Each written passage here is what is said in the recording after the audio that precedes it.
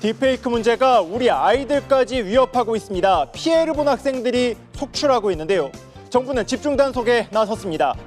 3분 맥집기, 오늘은 딥페이크 음란물 문제를 정리했습니다. 텔레그램에서 1000명이 넘게 참여하고 있는 대화방을 취재했습니다. 이 출생 연도별로 개별 대화방이 열려 있는데요. 이 대화방의 정체는 지인의 신상을 올려 불법 합성물을 제작 유포하는 곳입니다.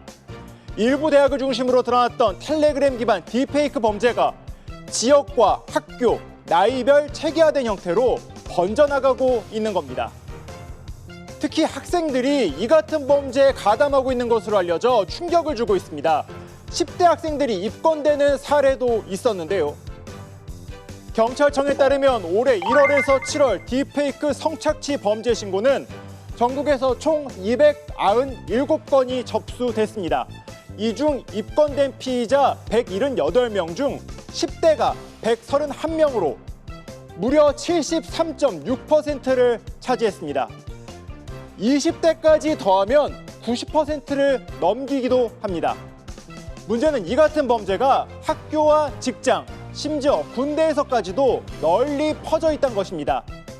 나도 모르는 사이에 범죄 대상이 된 피해자들은 불안한 마음을 숨기지 못하고 있습니다.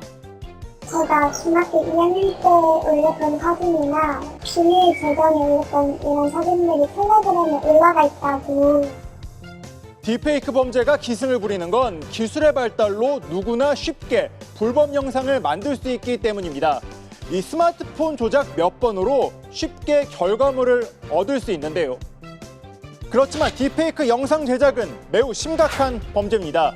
최근 법원에서는 지난 5월 서울대 동문 여성들을 상대로 딥페이크 음란물을 제작한 이른바 서울대 N번방 사건의 1심 선고가 있었는데요. 딥페이크 영상 제작에 도움을 준 20대 박모 씨는 징역 5년을 선고받았습니다. 재판부는 선고를 하면서 박 씨의 범행을 강하게 질타했는데요.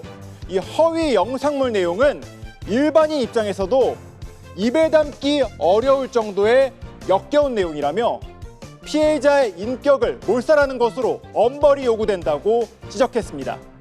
디지털 범죄가 익명성을 이용해서 이렇게 피해자를 많이 양상하게 되고, 그리고 그 지속성이 얼마나 큰지, 그리고 확산성이 얼마나 큰지 판결 선고 내용에 그런 것들이 굉장히 많이 들어가 있습니다.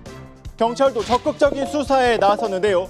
서울경찰청의 경우 긴급 스쿨벨을 통해 딥페이크 성범죄를 엄벌하겠다는 뜻을 밝히기도 했습니다. 이 교육부는 학생과 교원들의 불안감을 해소하기 위해 긴급 태스크포스를 구성한 한편 강력한 처벌을 예고했습니다. 심의위원회에서 조치 결정은 체대 퇴학, 전학, 학급 교체, 출석 정지 등 필요한 조치를 제대로 해서 우리 학생들에게 좀 충분히 교육이 되도록 할 예정입니다. 딥페이크 성범죄에 피해를 당했다면 어떻게 대처해야 할지도 관심인데요.